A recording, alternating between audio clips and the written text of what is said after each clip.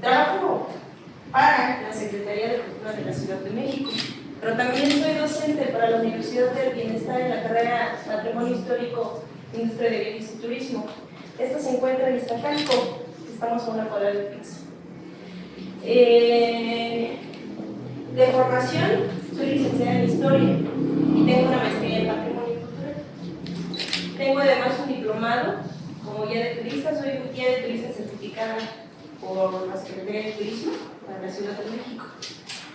Entonces, cuando ingresé a trabajar en la Secretaría de Cultura, que fue por allá de 2015, entré bueno, era la jefatura de unidad departamental de Patrimonio Cultural. Mi jefe y yo estábamos a cargo de gestionar todas las solicitudes de declaratorias de patrimonio cultural inmaterial que llegan de toda la Ciudad de México, es decir, de las 16 alcaldías. Anteriormente lo hacíamos por la Ley de Fomento Cultural, ahorita lo vamos a ver.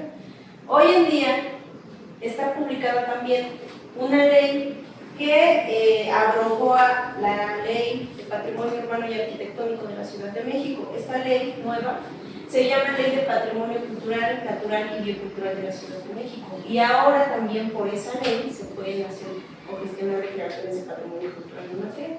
Por lo que les decía ayer, todo aquello que está íntimamente relacionado con el ambiente, con el entorno más bien, con el entorno cultural en el que se desenvuelve una sociedad, también forma parte de ese patrimonio vivo o ese patrimonio natural. ¿A qué me refiero?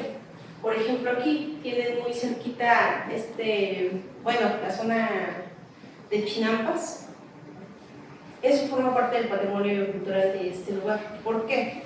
Bios, vida cultural, forma en la que se desarrolla la vida con relación a la zona de Chinampas, por ejemplo, que tiene.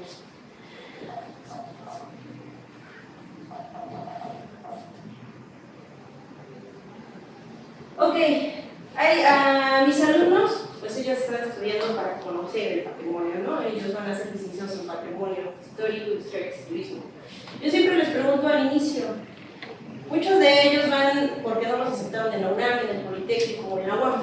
Entonces, cuando llegan a una carrera que yo creo que en su vida habían escuchado, yo les pregunto siempre, ¿qué es para ustedes el patrimonio? ¿Qué es para ustedes la cultura? Y entonces, ¿qué deviene de estas dos palabras? ¿Qué es el patrimonio cultural? Yo les pregunto a ustedes, ¿qué es el patrimonio? ¿Qué ustedes entienden por patrimonio? Ayer te lo mencionaba con una de las personas que salía a invitar, me dicen, entendí matrimonio, hasta se saltó, ¿no? Tampoco quiero. No, ¿qué es el patrimonio? O sea, matrimonio, pues, creo que eso nos queda más claro, ¿no? Las ceremonias que se hacen para expresar a las personas. ¿Qué es el patrimonio? Puede ser como, por ejemplo, la iglesia, ¿no? Es algo que nos pertenece. No es mío, es de todos. La iglesia es un bien colectivo que nos pertenece, no es suyo, es de todos. En este caso, es un bien que le da identidad a las personas que nacieron, crecieron o llegaron a vivir y ya se sienten parte de este pueblo originario de Santa Catarina y Yecahuizón. La iglesia. ¿Qué más podría ser como patrimonio? Un patrimonio. Pero la palabra sí, tal cual, patrimonio.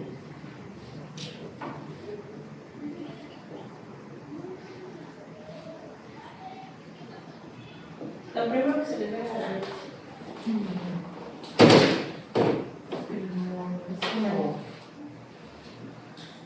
Lo primero que se viene a la mente es como que algo que va a sacar a todos. Exactamente. El patrimonio, un sinónimo, así vano, puede ser una herencia.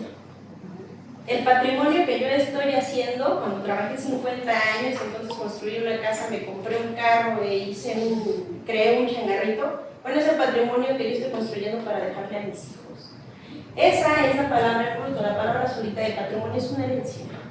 Ahora bien, y les leí eso, pero ni yo veo, está un poquito lejos del proyecto.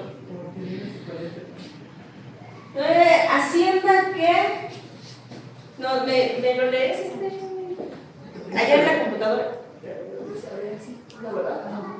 Está muy borroso. Ok, ahí, más cerrado. Más cerrado, no, al revés, así, pero mucho más, ¿o es todo? Es todo. Bueno, te lo leo, ¿vale? Sí. Hacienda que alguien ha heredado de sus descendientes, conjunto de los bienes y derechos propios adquiridos por cualquier título, patrimonialidad, derecho del natural de un país para obtener los beneficios reservados a los oriundos de él. Conjunto de bienes pertenecientes a una persona natural o jurídica o afectos a un fin susceptibles de estimación económica. Gracias. Conjunto de bienes y derechos propios adquiridos por cualquier título. Ok, eso es todo lo que uno va recolectando en la vida para poder tener algo, para poder tener un patrimonio, para poder decir esto es mío. Y siendo bienes económicos, como una casa, como un carro, pues bueno, que ese alguien a quien yo se lo voy a heredar, pues pueda hacer función de ello para que sea útil. En este sentido, ¿por qué cultural? Nos dice, esta es una definición, es la definición, ustedes abren la página de la UNESCO, es la definición que van a encontrar. Nos dice entonces que la cultura es el conjunto de rasgos distintivos, espirituales y materiales, intelectuales y efectivos que nos caracterizan como sociedad o grupo social. Esta visión engloba, además de las artes y las letras, nuestros modos de vida, derechos fundamentales como seres humanos, nuestros sistemas de valores, tradiciones, costumbres y creencias. Entonces, si es un conjunto distintivo de rasgos espirituales, materiales, intelectuales, lo que yo voy a entender por cultura es todo aquello que me identifica con las personas que viven en Santa Catarina y Ecahuizote. Y ahí hago un paréntesis. No necesariamente todos vamos a tener el mismo sentido de valor cultural. Podemos hablar con el vecino y el vecino lo vemos una vez al año y nos cae bien gordo y le tenemos que hablar porque tenemos una reunión con él por nuestra calle. Bueno, no necesariamente nos voy a identificar a los dos para llevarnos bien. Ese patrimonio o esa cultura es algo que nos identifica como parte de un lugar. Nosotros heredamos el patrimonio cultural porque queremos que nuestros descendientes formen parte de ese grupo social también, o que sean aceptados dentro de ese círculo social. Nosotros, hablando ayer de lo que estaba hablando lo que mencionó mi compañero Fernando, nosotros realizamos esta fiesta de Santa Catarina y Ecahuizote. Donde vivo es algo muy similar a lo que ustedes estaban diciendo. Hay un conjunto, un conjunto de mayordomos que ellos pasan a recolectar el diezmo, la limosna cada domingo, pero que a su vez cuando se acercan las fiestas, ya sea la celebración de la Semana Santa, la fiesta de Santa Catarina, en cada uno de los barrios que corresponden a las 4 demás, o el cuarto viernes de Cuaresma, que es cuando le sacan ¿cómo le llaman al Padre Jesús? Y de eso tengo un documento también.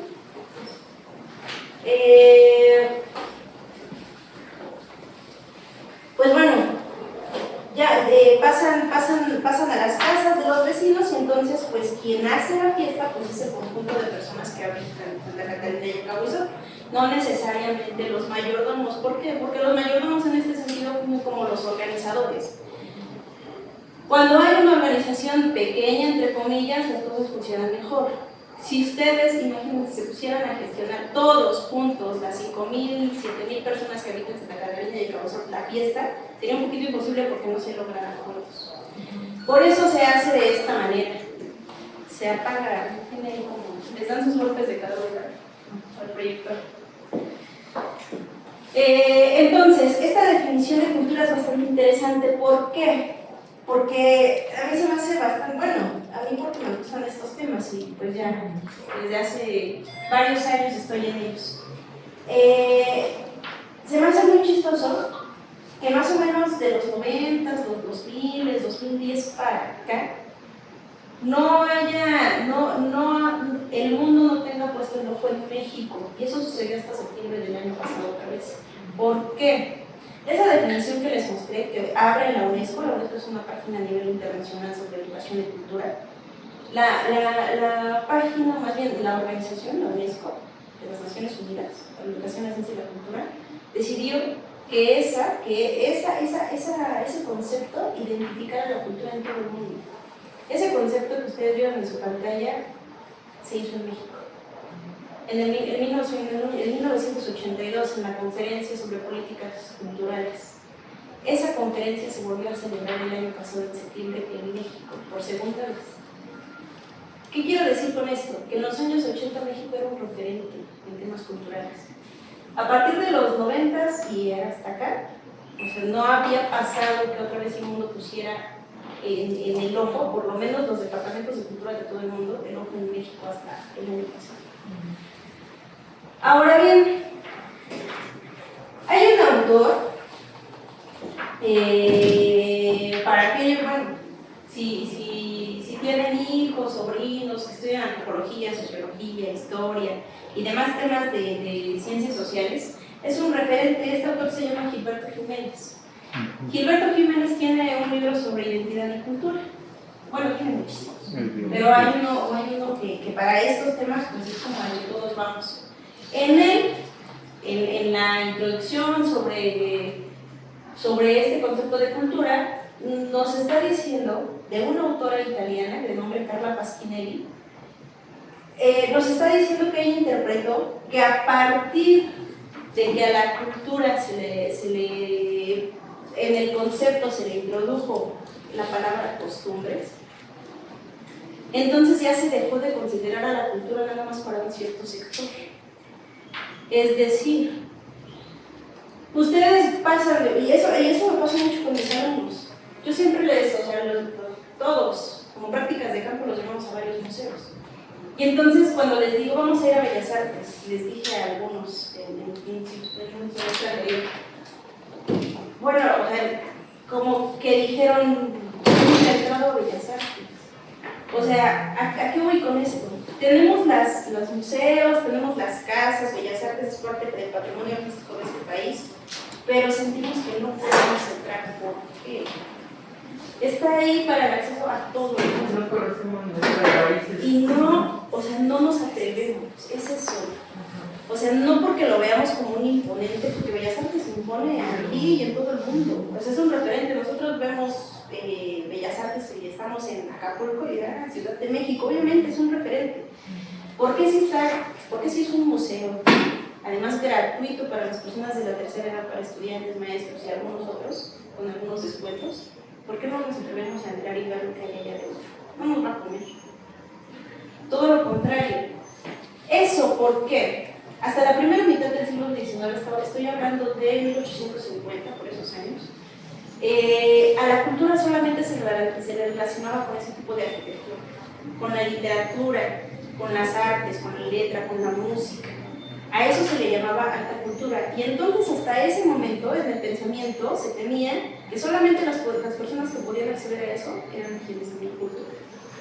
En la segunda mitad del siglo XIX, estoy hablando del año de 1872, un señor, un norteamericano que también era referente para todos aquellos estudiantes españoles que les dije, Edward Taylor, se atrevió a poner en ese concepto de las artes y las letras también las costumbres y los modos de vida. Eso fue un escándalo en ese momento. Hoy en día entendemos que estas costumbres, tradiciones, modos de vida, etcétera, etcétera, también forman parte de la cultura de un pueblo. No necesariamente porque no tiene acceso a esos lugares, sino porque él está creando y recreando cultura constantemente.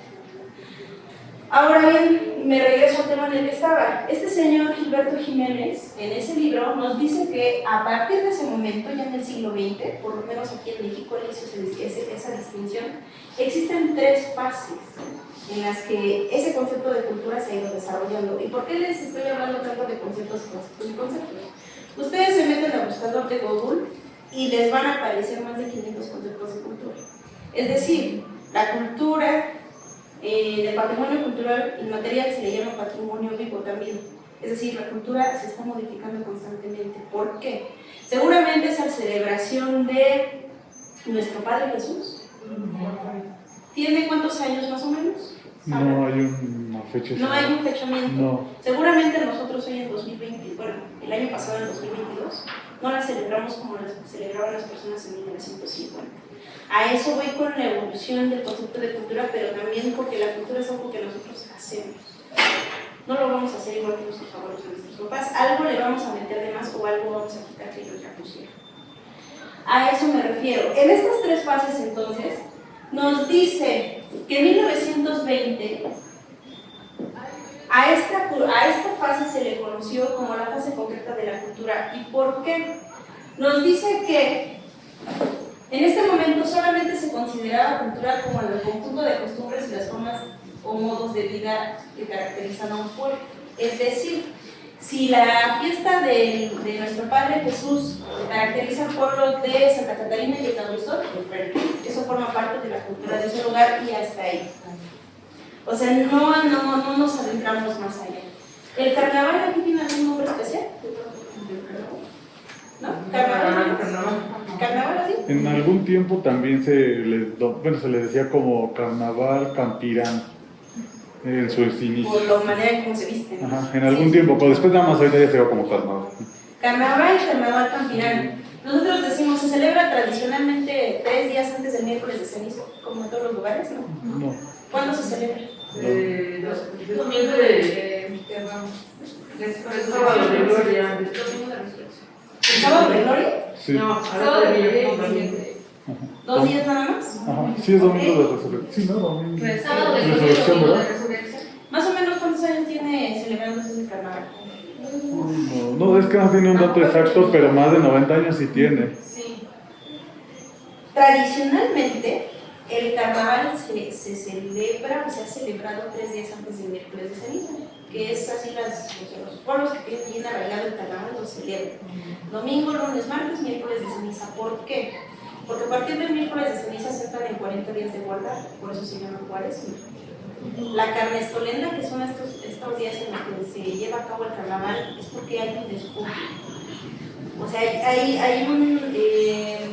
hay una falta de respeto en todo, o sea, nadie sigue reglas, nadie sigue leyes.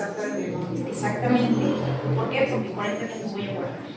Básicamente, eso sí es algo que yo considero. Por eso 3 días antes me despojo, nadie me conoce. Bueno, tradicionalmente se ha hecho así. Con esta historia de los carnavales es algo bien interesante, porque si esos 3 días son los que caracterizan así en el mundo, la fecha en la que se llevan los carnavales, ¿por qué se lleva a cabo aquí en otros días? Porque seguramente por aquí tienen pueblos vecinos que lo celebraban en esos 3 días, pero ustedes también querían hacer el carnaval. ¿Qué pasaba? Pues bueno, para que la gente viniera a mi carnaval, lo hago pues. Eso es lo que pasa y por eso se ha ido modificando esa fecha. En Chimalhuacán, seguramente se han escuchado hablar de ellos, que también es muy conocido por los carnavales. Bueno, allá casi todo el año hay carnaval, pero porque ya hay muchas comparsas, justamente porque los barrios, los vecinos en cada barrio quieren que haya un carnaval. Bueno, me quedo ahí en la fase concreta, solamente es algo que caracteriza un pueblo. En 1950 entonces se entró a otra fase. Esta fase es la fase abstracta. Disculpen, eso iba manejando este aparato. Creo que me tengo que dar. Por ahí andan diciendo que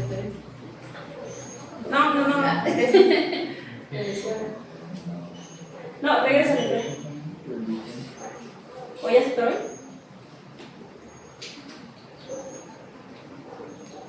Hace como un show con el proyecto. Ahí va. Aquí, ya. Ahí está. Gracias. En 1950 entonces ya no solamente se dijo, bueno, ese pueblo porque tiene esa tradición ya tiene cultura. Se entró una fase abstracta. Esta fase abstracta nos dice Gilberto Jiménez que basa su atención en de las costumbres a los modos de comportamiento. Es decir, ya no solamente llego a un lugar y veo que está el carnaval y digo, esa es su cultura porque pues ya están celebrando, ¿no? No. Ahora se puso más atención en cómo se comportaba la gente de esos días. Es decir, para nosotros que estamos de este lado, que estamos en el lado académico, pues nos interesa saber por qué la gente se comporta de diferente manera 3 días antes, o el sábado y el domingo de esa Semana Santa. ¿Por qué hay unas personas que hacen una mayordomía, o que forman parte de una mayordomía y pasan a cobrar cada 8 días, ¿no? A lo mejor aquí, y eso lo digo porque pasó, yo vivo atrás de una iglesia grande, toda mi vida desde que nací, ahí nací, ahí viví en ese espacio. Y pues mi papá es originario de ese lugar, o sea, ya tiene bastante historia. En contraesquina de mi casa había un terreno baldío. Yo me acuerdo de niña de ese terreno, yo me iba a jugar ahí. El dueño decidió construir unos departamentos. Las personas que llegaron a vivir ahí, o sea, no los consideran como parte de esas personas que pasan para pedir la limosna. Pero ellos tampoco se han acercado. ¿Qué les quiero decir con esto? Cuando alguien llega a vivir a un lugar, o sea, se fijan en cómo actúa la gente, ¿no? O sea, seguramente las personas que han llegado a vivir ahí, pues ya vieron que pasaban 2 mayordomos con una chavalita que están cruzando los días. A eso me refiero que se estudia en esa fase abstracta. Ya no solamente digo, bueno, ya hicieron la fiesta. Ahí donde vivo, en su casa también, cuando gusten, se llama Santa Cruz, entonces pues, la fecha de la fiesta pues, es el 3 de mayo, ¿no? Ya no nada más dijeron, hice fiestas el 3 de mayo, sino que saben que hay toda una serie de comportamientos que se hacen antes de la fiesta, o previo a la fiesta, que es toda esa organización. Después de eso, en 1970 se entra a la fase que nos tiene aquí, a la fase que ha dado nombre a ese, que ha dado más bien ya la mote a esa palabra compuesta de patrimonio cultural, que es la fase simbólica. Yo solamente le dejé aquí que la fase simbólica se caracteriza por estructuras de significación social, socialmente establecidas, estructuras de significación socialmente establecidas. ¿A qué me refiero con esto? ¿Qué entienden por símbolo? Por simbolismo. Y ahí también me refiero a la palabra significado. ¿Qué es? ¿Ustedes son amigas? ¿No? Sí, son amigos. Sí.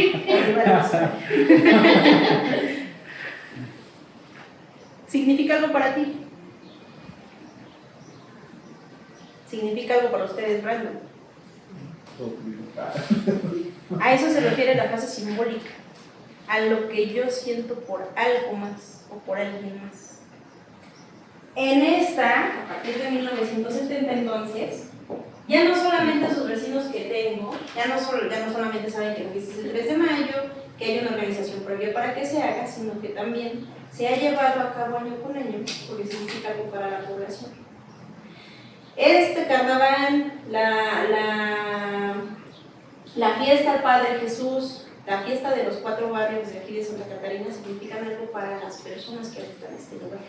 Por eso es que año con año se han recreado y no se van a dejar de hacer. ¿Por qué? Porque ahorita las personas que ya tienen a sus niños chiquitos y que dan su cooperación para la iglesia, les están enseñando a los niños que eso forma parte de ese pueblo. Y que más grandes, si ellos siguen viviendo,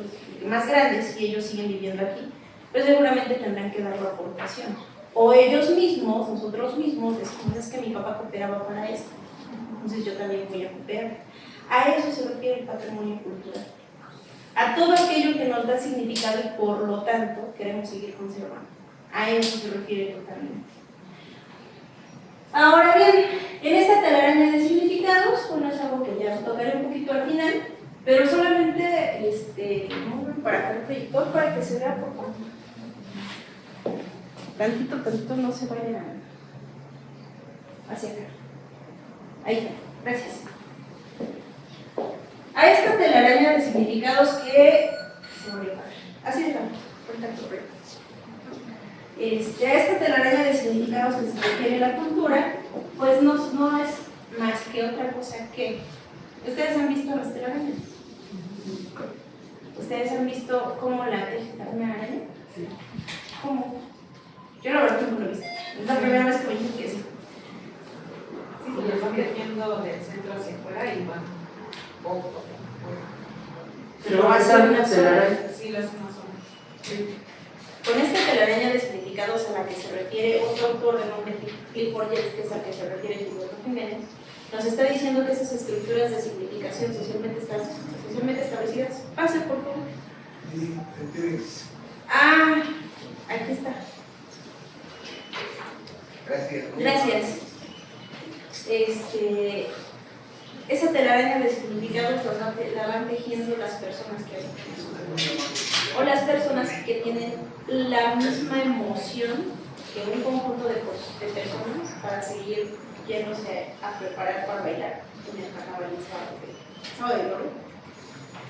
Es decir, esas estructuras de significados las vamos a tener nosotros. A eso se refiere con esa telaraña de significados. Sí, prendiendo? Sí, está prendido todavía. Ah, ya.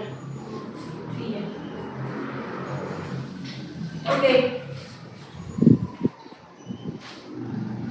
El patrimonio cultural, entonces, esa palabra compuesta, no es otra cosa que...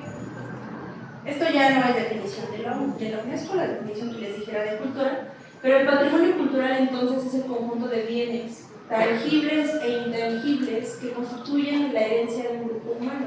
Tangibles e intangibles, la iglesia nosotros la podemos tocar y sabemos que está ahí.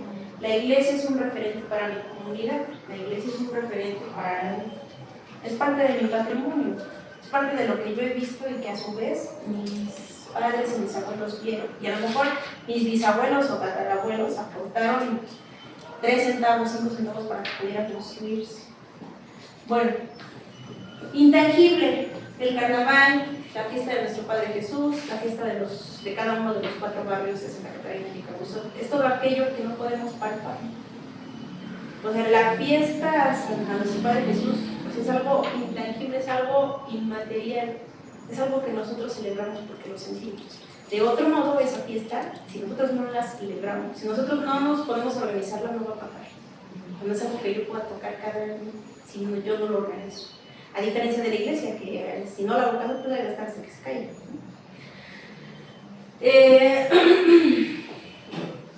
Que constituyen la herencia de un grupo humano, que refuerza emocionalmente el sentido de comunidad, como con una identidad propia y que son percibidos por otros como característicos. El patrimonio cultural como producto de la creatividad humana se hereda, se transmite, se modifica y optimiza de individuo a individuo y de generación en generación. Se va modificando, se va a modificar siempre.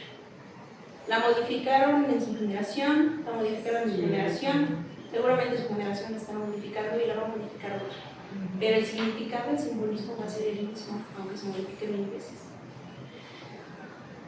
Ahora bien, existen instrumentos normativos para la protección de este patrimonio cultural. Uno de ellos es la Ley Federal sobre Zonas y Monumentos Arqueológicos, Artísticos e Históricos. Esta se publicó en el año de 1972, pero no es que hasta 1972 nosotros hayamos dicho vamos a proteger mis bienes culturales. No. Ahorita les voy a dar otro referente, porque esto se hace desde finales del siglo XIX con Porfirio Díaz. Porfirio Díaz fue el primero que dijo vamos a proteger legalmente a las zonas arqueológicas. ¿Por qué? ¿Saben? ¿Han ido a Teotihuacán? ¿Se lo conocen? Sí. Y saben que Teotihuacán comenzó a salvamentarse, es decir, a descubrirse durante el Porfiriato, con un arqueólogo de nombre Leopoldo Batres. Lo que hizo ese señor, Teotihuacán era, o sea, ustedes ven una imagen de Teotihuacán antigua y era un cerro. O sea, ustedes lo confundían con un cerrito, ¿no? Ahí en medio del árbol, un cerro, nada más, hasta que se le empezaron a descubrir los edificios.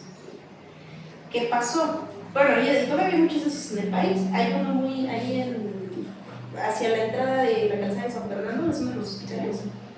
Está Cuicuilco muy cerca. Bueno, hay otro que está el cerrito, que no han salvamentado, pero no es porque no sepa que ahí están, todo el mundo sabe que ahí están, pero no lo han salvamentado. Y está así, con las piedritas y todo. Bueno, hay muchos en el país. Teotihuacán comenzó a salvamentarse así, por este señor, pero ¿qué pasó? En primera, para poder descubrirlo, la técnica que los arqueólogos utilizaban era dinamitar. Es decir, pues de eso que pudieron haber rescatado tal cual como estaba pegado, de manera mesoamericana, se lo echaron. Con la dinamita lo destruyeron, pero además, ¿qué pasó? Todo aquello que se encontraron, los arqueólogos comenzaron a llevarse. Principalmente todo eso fue saqueado por extranjeros. Por eso es que Porfirio Díaz dijo, no, vamos a protegerlo para que ya no se le lleve más. Ahorita vamos a ver cómo se llama esa primera ley. Y también, hoy en día y a partir del 2015, 2017, 15, ¿de qué año es la ley de cultura? Se me fue. Ahí dice el libro, es que no lo veo. De por sí no. 17. De 2017, 18 de junio, ¿verdad? El 18 de junio de 2017, México, bueno, los legisladores también, también con un trabajo previo, se publicó en el Diario Oficial de la Federación la Ley General de Cultura y Derechos Culturales. A su vez, esta ley federal sobre monumentos y zonas arqueológicos tiene sus hijitos. Todas las leyes tienen sus hijitos para cada estado de la República. Esta recae en la ley de fomento, o recayó en un principio en la ley de fomento cultural en la Ciudad de México, para patrimonio cultural. ¿Por qué?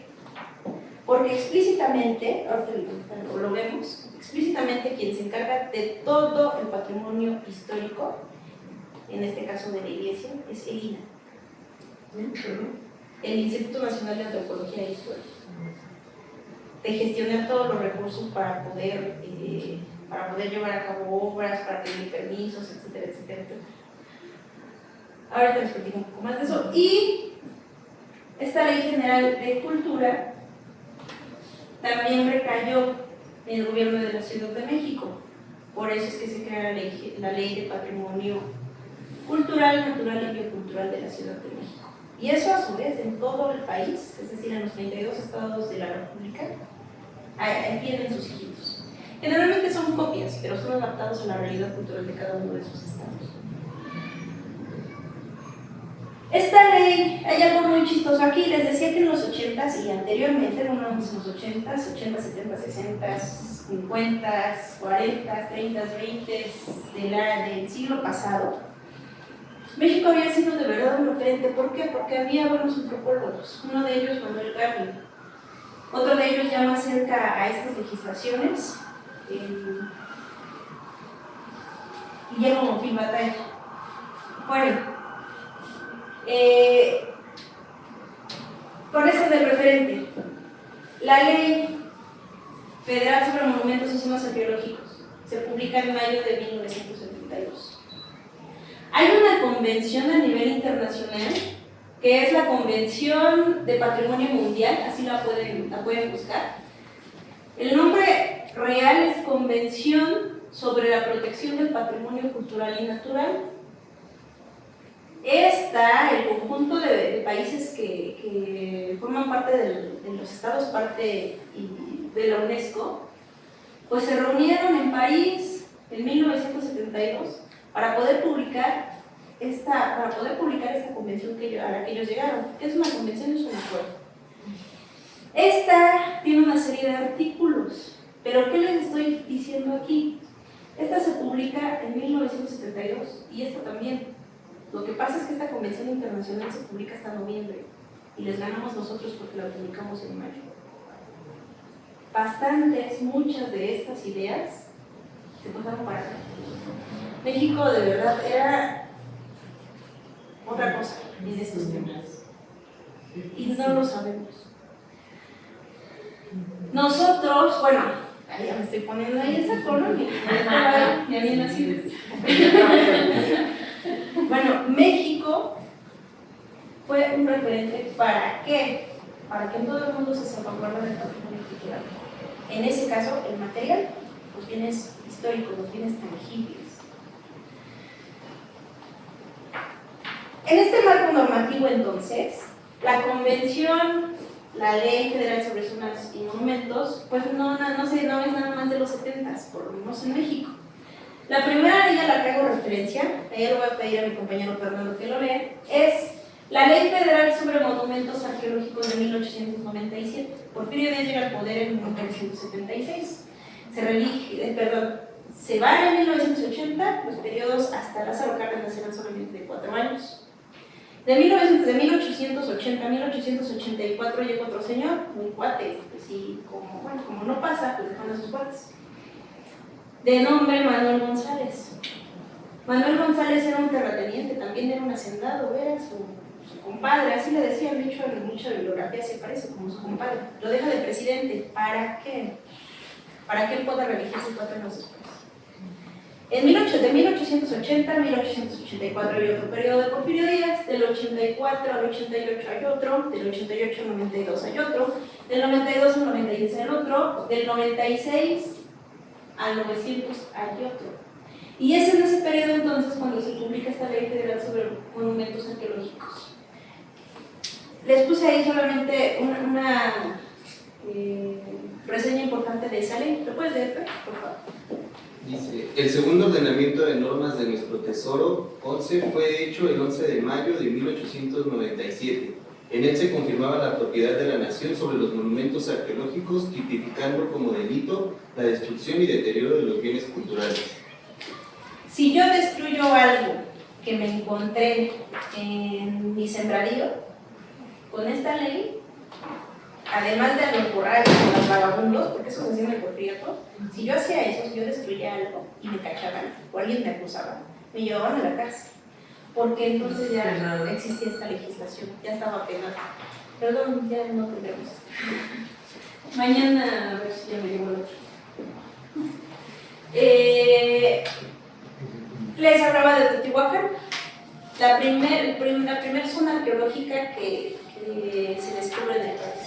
Que se descubre, estoy hablando que se saca de luz, ¿no? que se salvamenta, ¿no? Porque está ahí descubierto. Seguramente mucha gente ya en sus casas había descubierto, pero nadie decía nada, ¿no?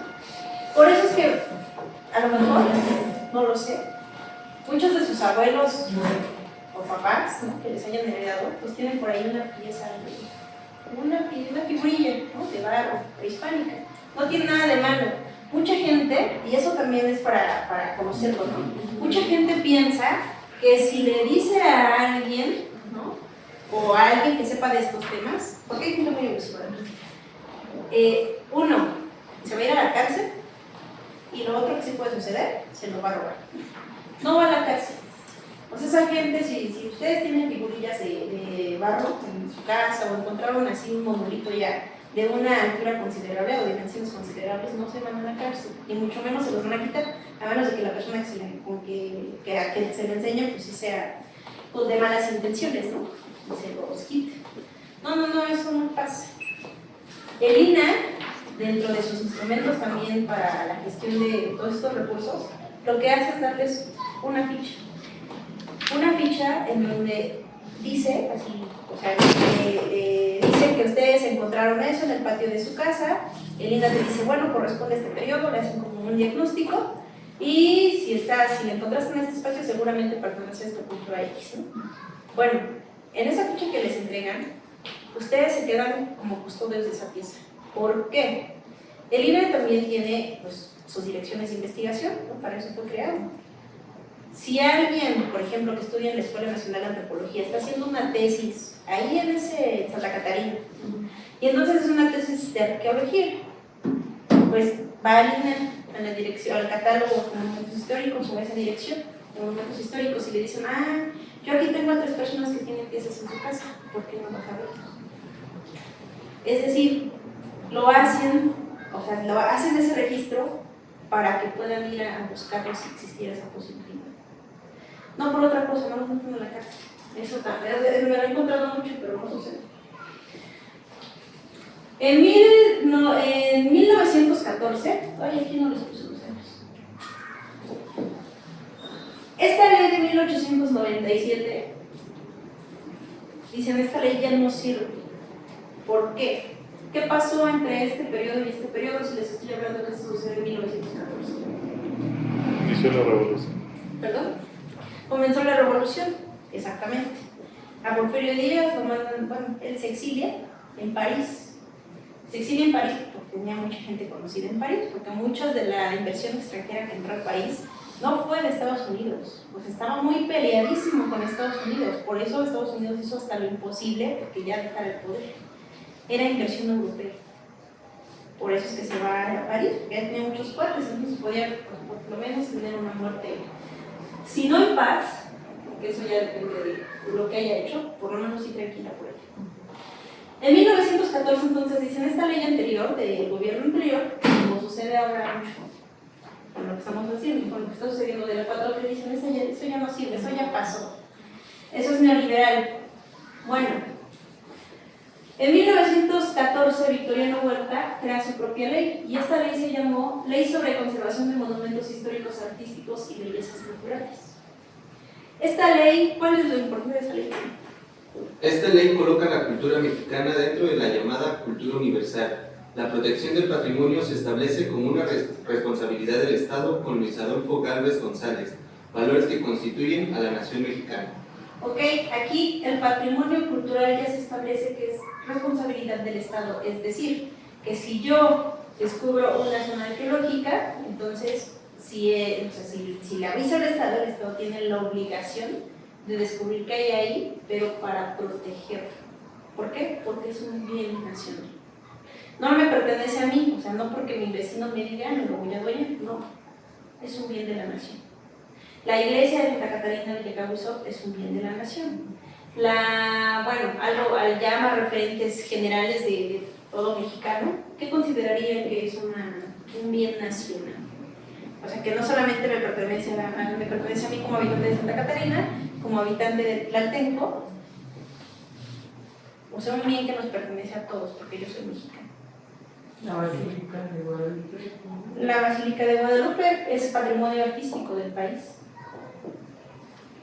Y le estoy hablando de patrimonio artístico, creo que lo puse aquí, porque en esta ley federal sobre zonas y monumentos hacen esa distinción. Del siglo XVI al XVIII son patrimonio histórico, del XIX en adelante, o del XX, perdón, en adelante es patrimonio artístico. Los murales de Diego Rivera forman parte del patrimonio artístico del país. La Basílica de Guadalupe, por la arquitectura y por el arquitecto que la construyó, forma parte del patrimonio artístico del país. Bellas Artes forma parte del patrimonio artístico del país, porque se construyó ya en el siglo pasado. Un referente así que me digan, yo creo que este sí es parte de todos los mexicanos. Y les digo por qué, eso se los digo también a mis alumnos. En el posgrado en el que estudié, yo no estudié aquí en la Ciudad de México el posgrado, estudié en otro estado, le preguntaron, y el chico que le preguntaron era de ese estado, le preguntaron, estábamos hablando sobre el ángel de la independencia, y le preguntaron, él se metió su cuchara solo, y dijo, pero es que eso no me importa a mí, porque yo no lo siento como mío.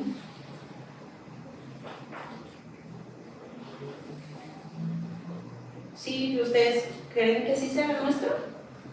Digo, yo vivo en la Ciudad de México y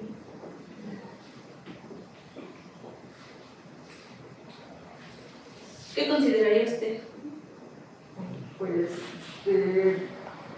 que por el momento mientras viva aquí, esté viva, y es mi cultura, es mi historia, me siento mexicana, debo de disfrutarla. Y pues sí, no es mía, pero la disfruto. Sí. ¿Verdad? Sí. Luego la disfruta cuando pasa ahí por el Metrobús y voy a Chapultepec, o si ando por ahí paseando, caminando o paso un coche, pues bueno, ya, o sea, tienes el referente, ¿no? El ángel de la independencia. O si gana el Cruz Azul. Eso es algo histórico también. Es un referente para la Ciudad de México. Siendo un referente para la ciudad, pues digo, si bien dentro de mí no está que forme parte de mi patrimonio o que yo me sienta identificada, pues bueno, yo sé que es un referente para él. Y eso también está legislado a nivel internacional, que es la diversidad cultural. Hay una convención en el 2005 que dice que todo, o sea, que se debe respetar todas las culturas. ¿Qué quiero decir con esto? Por lo menos, si no me siento identificado con esto, pues bueno, para las personas que sí lo hacen, pues que bien por ellos, pero bueno, pues, o sea, es algo que yo no voy a atacar, que yo no voy a decir, bueno, eso está mal, ¿no? O sea, si yo no me siento identificada con su carnaval, yo no voy a decir por qué hacen eso, no, al contrario, formo parte de la identidad de ese lugar y ese lugar sabe por qué lo hace, o las personas de ahí saben por qué lo hacen. En esta rememoración de las leyes, entonces, nos encontramos con que Venustiano Carranza, 14, me parece que es el año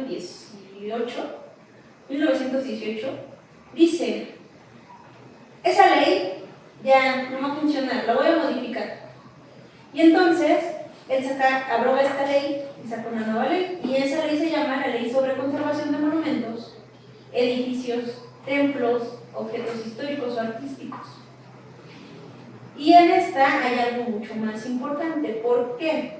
Porque hasta el momento aquí se estaba salvamentando el Teotihuacán y las zonas arqueológicas. Aquí también dice, bueno, voy a proteger esto es bien del Estado, porque es un bien de la nación. Pero aquí, ¿qué pasa? Hasta el momento nada más nos habíamos preocupado por lo prehispánico. Aquí ya no. Aquí ya le da cabida a los edificios, templos y objetos históricos artísticos. Y sobre todo con esto, porque se abrió la libertad de cultos.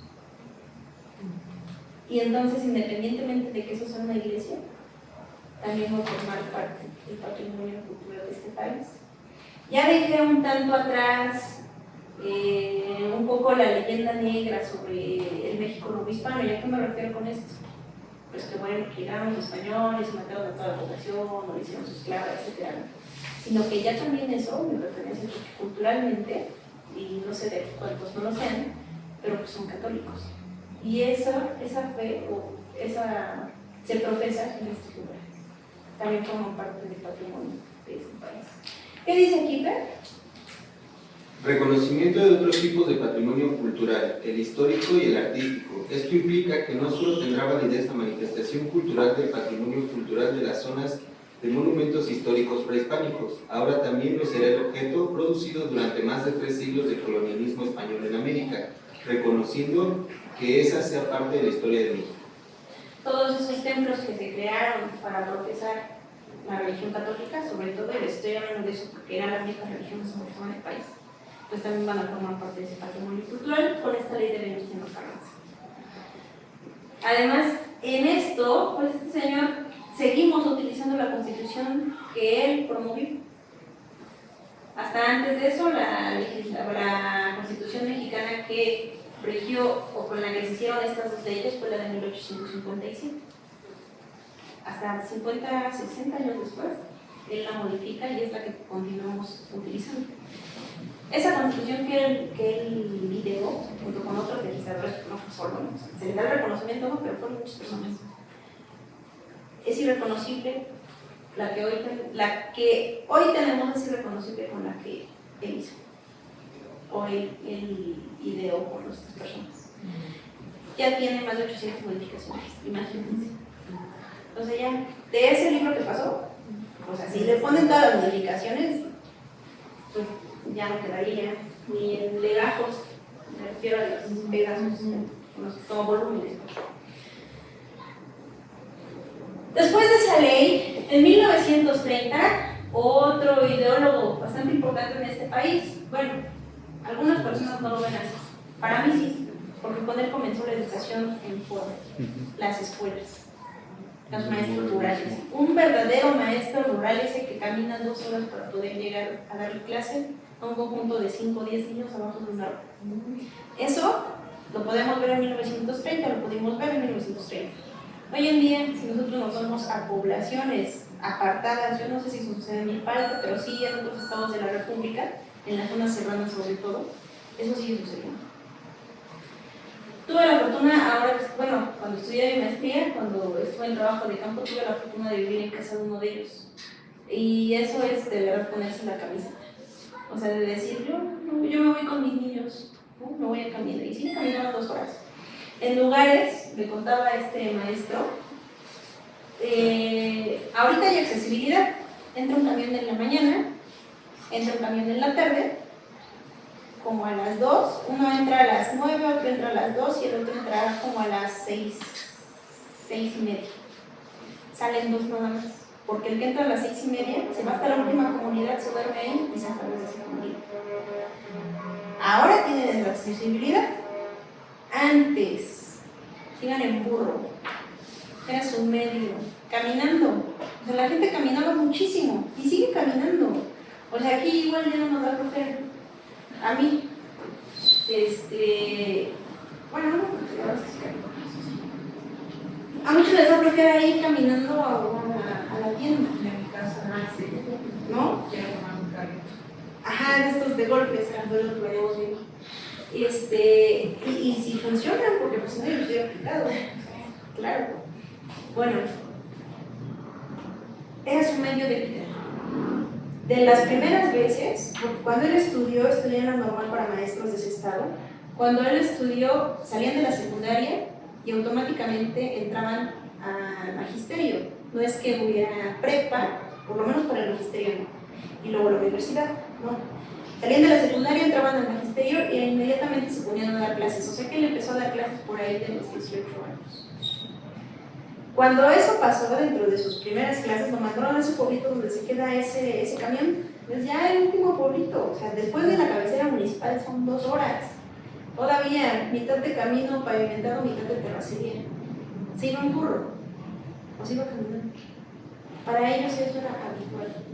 Y así hay muchísimos maestros que continúan. Él creó las misiones culturales, que es algo que este gobierno pues lo puso como su bandera en la educación. No sé si lo haya hecho, yo la verdad en estos temas no estoy muy enterada de ello, pero con este señor funcionaron. Pero funcionaron a medios. ¿Por qué? Las personas que dicen que no lo consideran importante es porque las personas que fueron de las misiones culturales no era ese maestro que les estoy comentando. Es decir, no era parte de la comunidad. Él era parte de los intelectuales de la primera, pues, del primer tercio del siglo XX. Sus cuates eran Nau Olín, David Alfaro Siqueiros, Diego Rivera, Frida Kahlo. O sea, sus cuates eran puros intelectuales, era un grupo muy pequeño de la población. Ese grupo de intelectuales más otros que también él conocía se fueron a esas misiones culturales. ¿Qué pasó con eso? Ellos llegaron a esas poblaciones y no hablaban la lengua originaria. Por eso poco a poco se comenzaron a perder esas lenguas originarias porque les enseñaron el español. Y el español se fue haciendo una única lengua, que era la intención también. Crear solamente una identidad, pero lo hacerlo de tajo, como dicen ese dicho, de tajo a macho. Bueno, cortarlos de tajo. Que solamente siendo mexicano te identificaras con una sola raza. Hoy eso es totalmente diferente. Por eso esta convención de la diversidad cultural y todo lo que ha devenido. Porque cada pueblo tiene su propia identidad. O sea, yo no tengo que identificarme con ellos, ¿no? Pero pues los voy a respetar.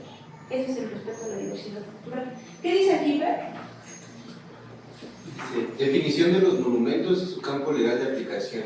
La propiedad nacional de estos sobre los monumentos en el Distrito Federal y en los territorios federales, considerando sobre la exportación, hallazgos de las cosas de valor artístico, arqueológico e histórico, disposiciones penales de los organismos responsables de la aplicación de la ley, disposiciones transitorias y de los lugares de belleza natural y del aspecto típico y pintoresco de las poblaciones. Definición de los monumentos y su cambio de aplicación. Aquí se definió que era un monumento histórico. Y su cambio de aplicación, es decir, si era parte de una iglesia y se vuelve biblioteca, porque este señor, además, muchas de esas iglesias descubrió que como eran bienes que ya habían separado de la iglesia, y luego bueno, muchos de esos sucedió que sí, se los quitaron de la iglesia, pero pues los dejaron ahí abandonados. Él los convirtió en bibliotecas. Y siendo eso, seguirían siendo parte de este patrimonio, de estos bienes nacionales. Ahora bien, con él también, ya no solamente fueron edificios, sino que también fueron lugares de belleza natural. En algún momento en el trabajo nos llevó, llegaron vecinos de Coyoacán, también vecinos intelectuales, no fue cualquier vecino, saben bien, que Coyoacán es una de las delegaciones pues, con mayor cultura en el país.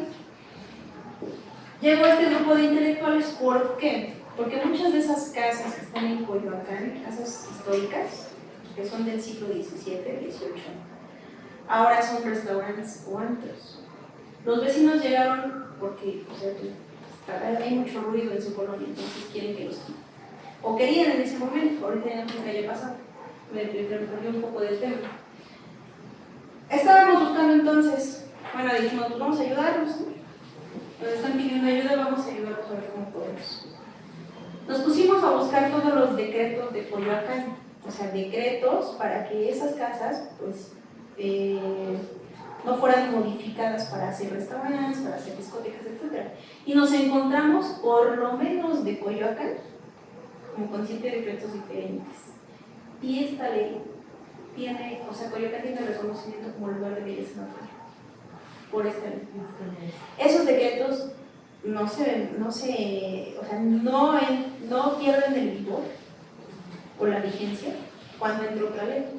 Esa ley, ese decreto que salió por esta ley de 1930 sigue vigente. Así que si quieren actuar los vecinos, lo pueden hacer de estas leyes. Pero bueno, pues mucha gente no lo sabe. En fin, después de esta, en 1934, con el presidente en turno en ese momento, Emilio Portes Gil, se creó la ley se abroga esta, se crea la ley sobre protección y conservación de monumentos arqueológicos e históricos, poblaciones típicas y lugares de belleza natural. Esto también es, Coyoacán tiene un decreto por ello, bueno, Coyoacán y otras delegaciones, Xochimilco, Tlalpan, etcétera, son las dos. Y entonces, ¿qué es lo que dice aquí? Considera por monumento todo objeto o cosa, mueble e inmueble cuya conservación y protección por su valor histórico es de interés público. Todo aquello que se desee conservar porque la gente desea conservarlo fue considerado dentro de esa ley. Y entonces hay muchas casas en Coyoacán, en Tlalpan, en Azcapotzalco, en el centro histórico obviamente, en Xochimilco, seguramente aquí en Tlalpan, en el centro, aquí en Tláhuac debe de haber algunas que no las han tirado porque el INAH lo está protegiendo con base en esta ley. Por eso es que en muchas casas ustedes las ven más o menos pues en estas condiciones o peores. Ese fue uno de los motivos por los que elegí este lugar para el curso. Pero muchas de esas casas están protegidas por la ley. Si el dueño las tira, puede ir a la cárcel. Si se ampara, pues ya no. Pero ¿qué pasa? No sé si luego caminando por las calles han visto unos sellitos de línea y dice clausurado, porque estaban tirando algo que está protegido por alguna de estas leyes. Por eso es que siguen tantas en pie. ¿Y qué pasa con esas casas? La gente deja que se caigan solas, porque entonces ya no se meten en problemas y gastan en tirarlas. Se caen solas y entonces ellos ya pueden levantar o pueden venderlo para que hagan edificios. Por eso es que muchas de esas se han modificado. En Insurgentes, sobre Avenida Insurgentes, muy cerquita creo que de Metro Insurgentes, o por ahí por Campeche, por la Colonia, hay un Sanborns. Un Sanborns en una casa seguramente porfiriana. Ha de ser como de 1900 esa casa.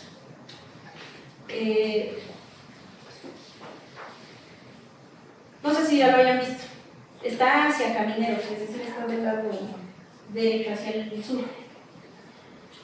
Se ve así, luego. Solamente está la portada de la casa. Todo lo de atrás se lo echaron y entonces tiene así una estructura horrible como de metal, pero son Sanborns. ¿Qué pasó?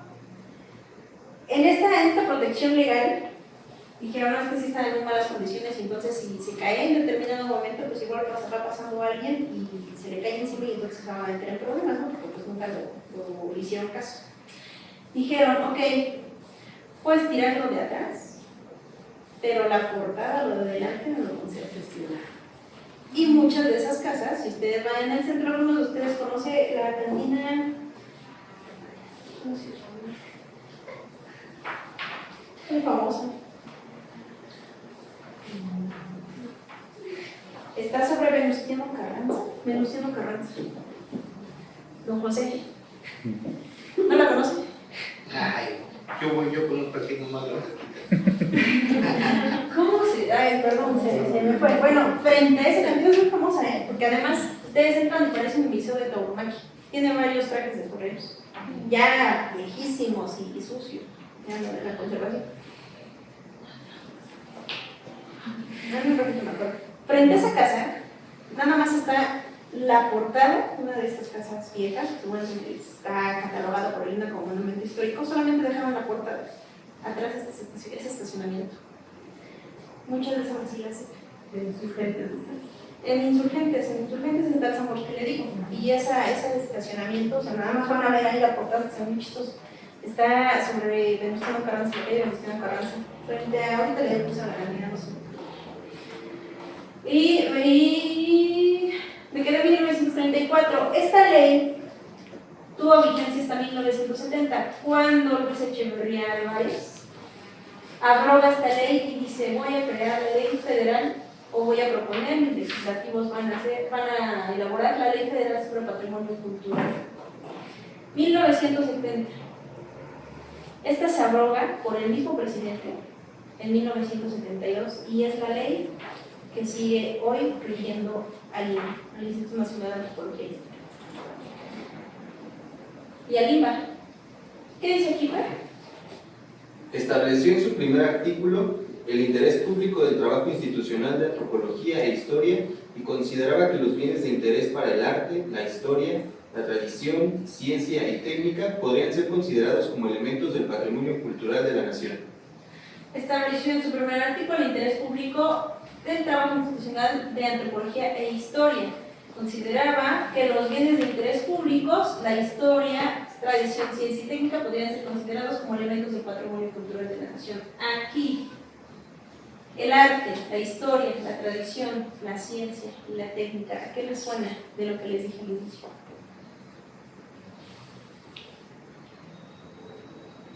A la cultura, a esa definición que tienen por cultura.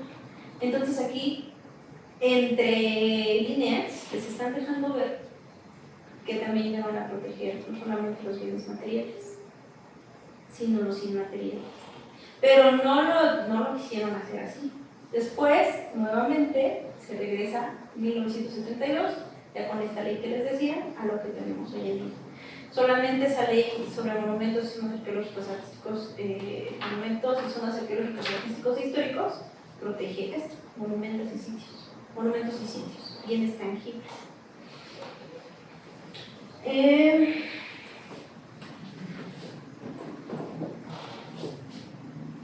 ¿Lo puedes leer? Porque no veo. En esta ley se consigna que la investigación, restauración, recuperación, protección y conservación de los monumentos serán de utilidad pública.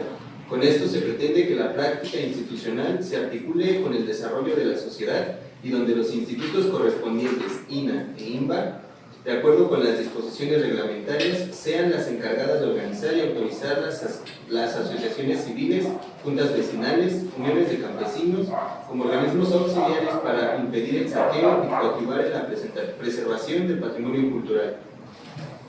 ¿Es entonces qué? ¿Es entonces qué? Ya no solamente le pertenece al Estado ese derecho de ejercer una intervención, sino que la población va a solicitar esa intervención, porque ellos no van a dejar de ser intermediarios. ¿Por qué? Porque seguramente hay algún material, y eso sucede mucho en los conventos, con los que se hizo tal pintura de algún convento. Yo he visto, y seguramente ustedes también, conventos donde había pinturas y entonces le pusieron ya la biblioteca de cómics. ¿Qué pasó con eso? Que esas pinturas que estaban, pues entonces las dejaron abajo, o sea, ya no existen más. Para poder restaurar esas pinturas, o sea, se tiene que hacer un trabajo súper minucioso de poder quitarlas. Porque lo que se hace en esos casos, y por eso es que interviene el INA, es restaurar. No le ponen así nada, no lo pintan, ¿no?, los vecinos. O no deberían de, porque en muchos casos sucede, pero también sucede porque el INA, pues imagínense cuánto tiene que darle ahí mantenimiento en el país. Pues no, o sea, mientras él está haciendo lo de Pátzcuaro, Michoacán, pues no, o sea, la gente de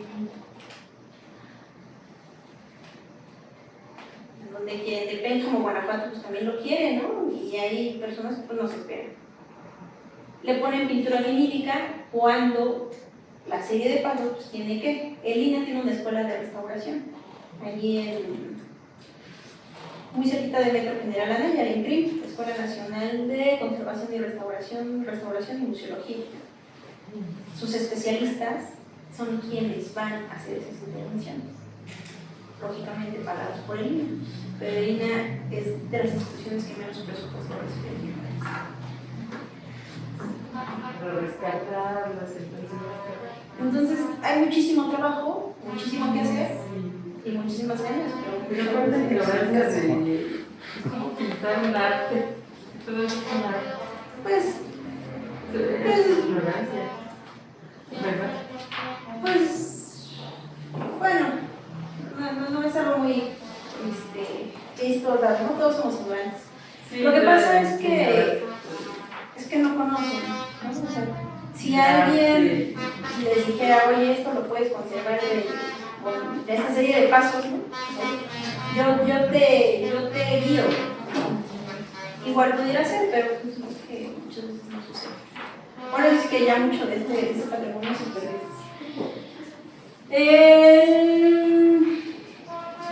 Nada más ese paréntesis que les quiero hacer. Además del patrimonio histórico, el INA en el artículo, esta ley en el artículo 33 nos dice que son monumentos artísticos los bienes muebles e inmuebles que revistan valor estético relevante. Y aquí pues es el ejemplo que les había estado dando. ¿Qué dice aquí, Fer? ¿El primero? Sí. Para determinar el valor estético relevante de algún bien se atenderá a cualquiera de las siguientes características: representatividad, inserción en determinada corriente estilística, grado de innovación, materiales y técnicas utilizados y otras análogas. ¿Qué más? Tratándose de bienes inmuebles, podrá considerarse también su significación en el contexto urbano. Las obras de artistas vivos que tengan la naturaleza de bienes muebles no podrán declararse monumentos artísticos. Podrán ser declarados monumentos las obras de artistas mexicanos, cualquier sea el lugar donde sean producidas. Cuando se trate de artistas extranjeros, solo se podrán declarar monumentos las obras producidas en territorio nacional. La declaratoria de monumento podrá comprender toda la obra de un artista o solo parte de ella. Igualmente, podrá ser declarado monumento artístico o quedar comprendidas dentro de las zonas de monumentos artísticos, obras de autores cuya identidad se desconozca. Y la obra mural de valor estético relevante será conservada y restaurada por el Estado. Por eso es que todos los murales que se encuentren en el país y que hayan sido creados en la época del muralismo en México, años 20, 30, un poco en los 40, si algunos ya más contemporáneos, forman parte del patrimonio artístico del país y es labor del Estado darles conservación. En el 2012 se declaró como Patrimonio Urbano Arquitectónico de la Ciudad de México el Polígono Cultural Siqueiros.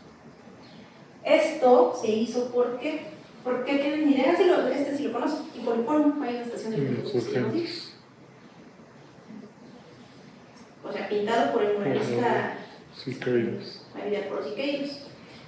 ¿Por qué creen que el gobierno haya decidido hacer esa declaratoria como Patrimonio Urbano Arquitectónico?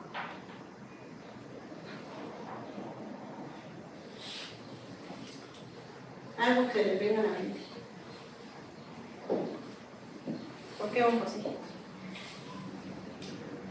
Pues por el valor que tiene. Por el valor que tienen, por el valor cultural. ¿Qué más se les ocurre? Pues eso es totalmente cierto, es un referente. Pero ¿por qué creen que lo hicieron?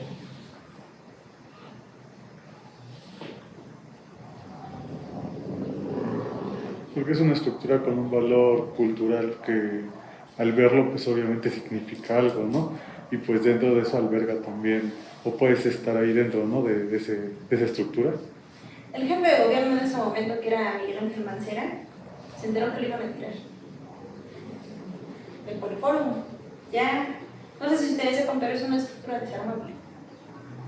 Sí, se puede armar y desarmar en cualquier lado. Miguel Ángel Mancera se enteró de eso y dijo no. Puso a trabajar a la Secretaría de Desarrollo Urbano y Vivienda y la Secretaría de la Ciudad de México para que hicieran esa declaratoria de protección. Y por eso no lo tiraron. Pero eso ya se lo dejaron echar, por una simple y sencilla razón. A la familia, que además son dueños del World Trade Center, les cuesta millones darle mantenimiento a ese lugar. Si ustedes pasan ahorita, porque ahorita está, yo creo que están haciendo obras adentro, está abierto, o sea, se puede ver. Está totalmente en el abandono. Porque el INBA que por este mismo presupuesto que le dan al INAH, que se designa al sector cultural, pues no es suficiente para dar mantenimiento a todo. Entonces, quienes lo estaban pagando, ¿no? Pues son ellos. Por eso dijeron, no, eso a mí ya no me costea. Pero el gobierno de la Ciudad de México dijo, no lo vas a tirar. Y si lo tiran, entonces se meten en un problema porque pues sí pueden parar en otro lado. El artículo 36 nos dice entonces, por determinación de esta ley son monumentos históricos, y aquí hay algo muy importante. Ya no solamente fueron edificios, ya también los documentos son considerados como monumento histórico. Documentos, expedientes que pertenecen o hayan pertenecido a las oficinas y archivos de la Federación, de las entidades federativas o de los municipios y de las Casas curiales. casas curiales, es decir, de las parroquias. Para nosotros como historiadores, si no tenemos esto, documentos, nosotros no podemos hacer historia. Porque nuestra fuente principal, o sea, quienes nos dicen qué pasó en determinado momento, son estos. Por eso hacemos historia, porque nos vamos a otros siglos. Los antropólogos trabajan con la gente que ven en este momento, con las que hacen etnografía. Los sociólogos totalmente, ¿no? En el presente. Pero nosotros hacemos la historia. Y si no tenemos documentos que atestiguen en qué momento se dio a una iglesia, se le dio el reconocimiento como pueblo originario, etcétera, etcétera, pues no podemos escribir. Nuestra investigación requiere de documentos históricos y justamente por el saqueo que existía de estos, también se decidió integrarlos como un documento histórico. Los documentos originales, manuscritos relacionados con la historia de México y los libros, folletos y otros impresos en México o en el extranjero durante los siglos XVI al XIX, que por su rareza e importancia para la historia mexicana merezcan ser conservados en el país. No sé si ustedes conozcan el Archivo General de la Nación. Está muy cerquita de la estación San Lázaro del metro, ahí en la tapa de Lecumberri, la cárcel de Lecumberri. Pues ahí está resguardado la mayoría de documentos históricos desde los siglos XVI al XX del país. Y digo la mayoría, ¿por qué? Porque cada estado de la República también tiene su propio archivo general o archivo histórico.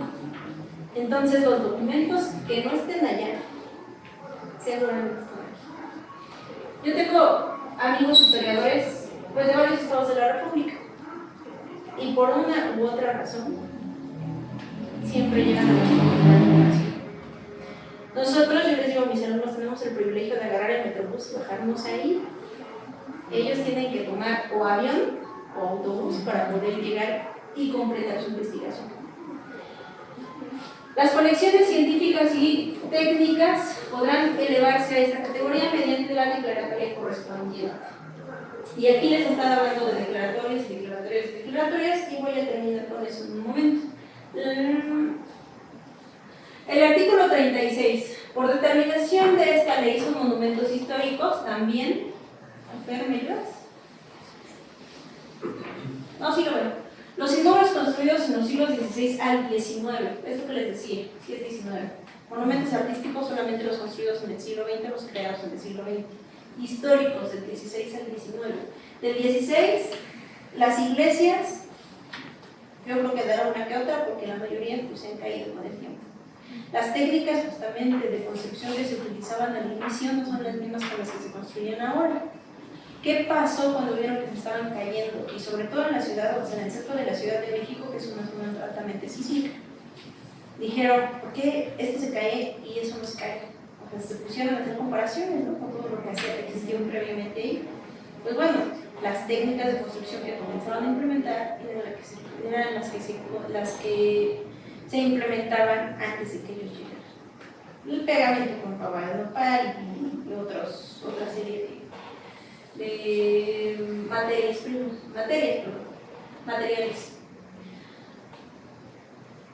19. Destinados a templos y sus anexos, arzobispados, obispados y casas curales, seminarios, conventos o cualquier otros dedicados a la administración, divulgación, enseñanza o práctica de un culto religioso, así como a la educación y a la enseñanza, a fines asistenciales o benéficos, de servicio y ornato públicos y uso de las autoridades civiles y militares. ¿Qué dice ahí? ¿Los muebles qué? Los muebles que se encuentren o se hayan encontrado en dichos inmuebles y las obras civiles relevantes de carácter privado realizadas de los siglos XVI al XIX. Ok, yo les decía, cuando se hizo la separación de los bienes de la iglesia y el Estado, pues algunos la respetaron, las dejaron como iglesias, otras no. Se quedaron ahí abandonadas, las hicieron escuelas, las hicieron bibliotecas. Una de esas escuelas es lo que hoy es el edificio de la Secretaría de Educación Pública, o sea, el edificio donde tienen sus oficinas, bueno, hoy Secretaría de Educación. ¿Saben dónde está? Por la, casi pasando a la Merced, ¿no? Más para allá. No. Por San Juan, no sé qué. ¿Cuál? El de la SEP, el edificio de la SEP. Ahí no, enfrente de la Santo Domingo. Frente a Santo Domingo, exactamente. Lo que en algún momento fue la antigua aduana de México, más bien. Ahí, en una plaquita, han estado en la plaza de Santo Domingo, han ido por invitaciones ahí, en algún momento seguramente, o por sus títulos. Sí. Ahí, inclusive, al lado de la iglesia de Santo Domingo, dice: este es el punto cero del país. Aquí inicia el país. ¿Por qué? Porque es la entrada al Camino Real de México. Y el Camino Real no es otra cosa que el lugar de donde se transitaba del norte hacia el centro de la ciudad. ¿Y qué transportaban? Plata. El Camino Real. Se les llama reales a las minas. Por eso es que van a encontrar muchos reales en el país. Y esos reales son pueblos mineros. Real de El 14. Real de 14 es uno en San Luis Potosí, otro real. Real del Monte. Real del Monte en Hidalgo.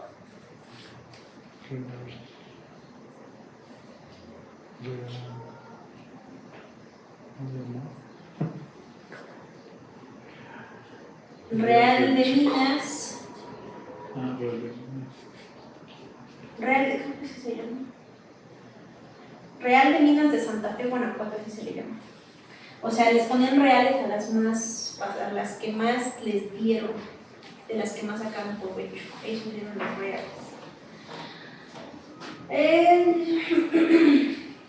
Ok. Ya esto es rapidísimo, ya nada más voy diciendo. La clasificación de los monumentos históricos. Ya les dije, no solamente son los tangibles, también fueron los documentos. Monumentos históricos civiles. Todos aquellos cuya función original fue de carácter colectivo o público: cementerios, liceos, teatros, escuelas, hospitales, paseos, alamedas, parques, plazas, casas de gobierno y otros similares. Y ya no les terminé de decir de la SEP, pero aprovecho aquí para lo de estas escuelas. La SEP, donde era la antigua aduana de la Ciudad de México, la antigua aduana de México, que da justamente hacia la plaza principal de Santo Domingo, pero si nosotros nos vamos hacia el centro, pero por la calle para ir a Argentina, República de Argentina, nos vamos a encontrar con la calle que hoy se llama Luis González. Esa calle antes se le llamaba la calle de la Encarnación. Todo el mundo le conocía así. ¿Por qué creen? De la Encarnación. Encarnación de María. Así le llamaban la calle de la Encarnación. Ahí, a mitad de calle, está todavía de pie la iglesia de Nuestra Señora de la Encarnación.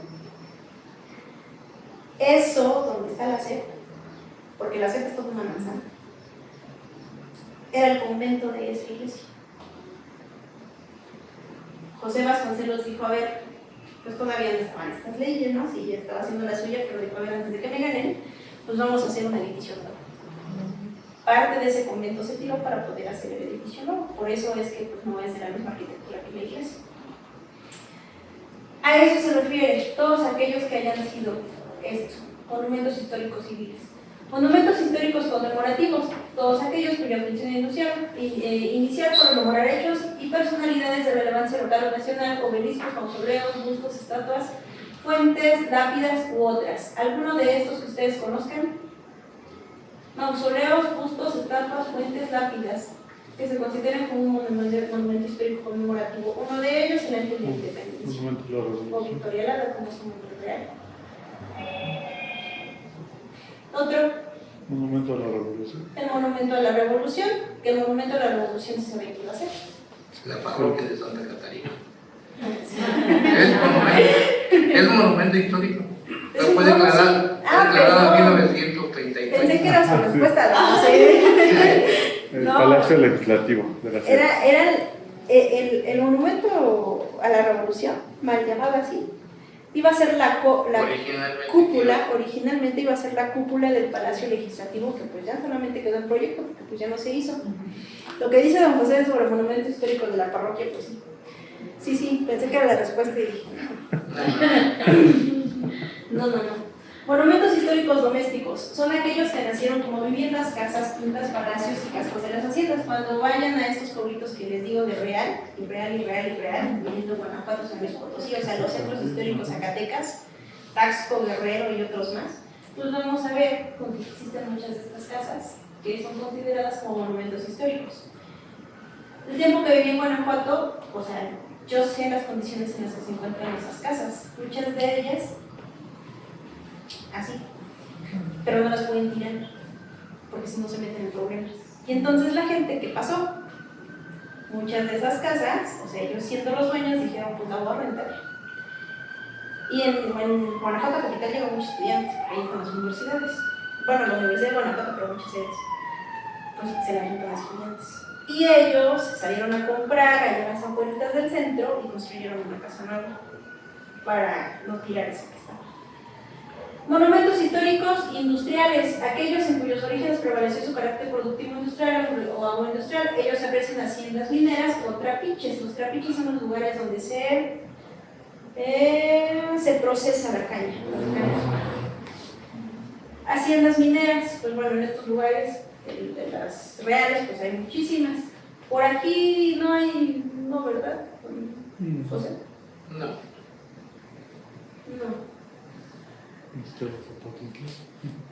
¿En Zapotitlán? Creo que es algo de minas, ¿no? Sí, Creo. pero de arena, ¿no? Ajá, creo. No sé bien. No hay son minas de arena. Pues esto ¿qué cerro es el que se están acabando? ¿Qué? Jaltepec, sí. Monumentos históricos militares, aquellos que originalmente sirvieron a un fin defensivo de vigilancia o permanencia de tropas tales como fuertes, castillos, murallas y cuarteles. Un ejemplo de ello. Esto, a ver, cuéntanos más. Su abuelita nos contó que sus bisabuelitos de ella les contaban que antes cuando llegaban las tropas de la revolución se llegaban a quedar en estos como era como cuartos aquí. Bueno, todo esto así. Órale, qué buen dato. Vamos a ver. ¿Conocen la plaza de San Jacinto en San Ángel?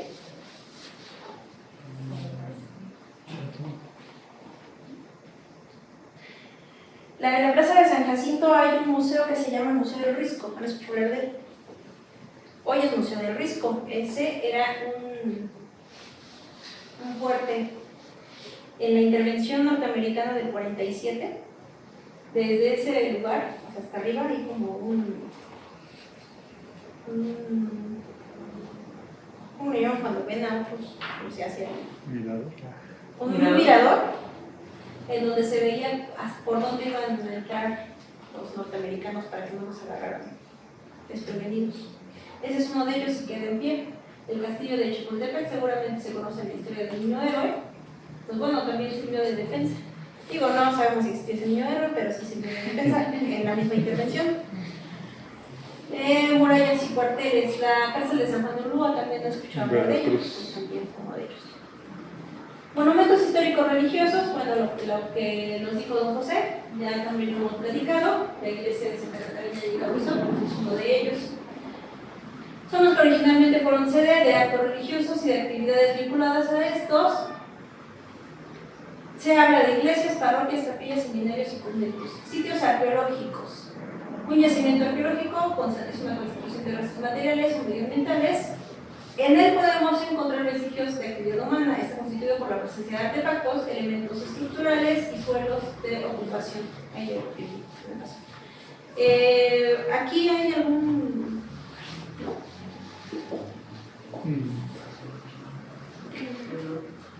Comentaban que en Tlaltenco, o donde está el metro, se llama Terremote, de había ahí vestigios de... Puede ser. Les digo que muchos de esos parecen cerritos. Le vas quitando y entonces ya no es un cerrito. ¿Es por qué? Porque justamente las mismas personas que llegaron, los españoles, el Imperio Español, pusieron a trabajar a las mismas personas que habitaban ahí para que taparan sus propios templos. Y por eso muchos de ellos parecen cerritos. Porque pues ya, con el paso del tiempo les creció esta pastito y un otro árbol. Perdón, aquí existió hace mucho tiempo, antes de la creación de Valle de Chalco, en la colonia, no sé si le han comentado los familiares, como decían. Antes de la creación del municipio, todas las tierras pertenecían a Santa Catarina.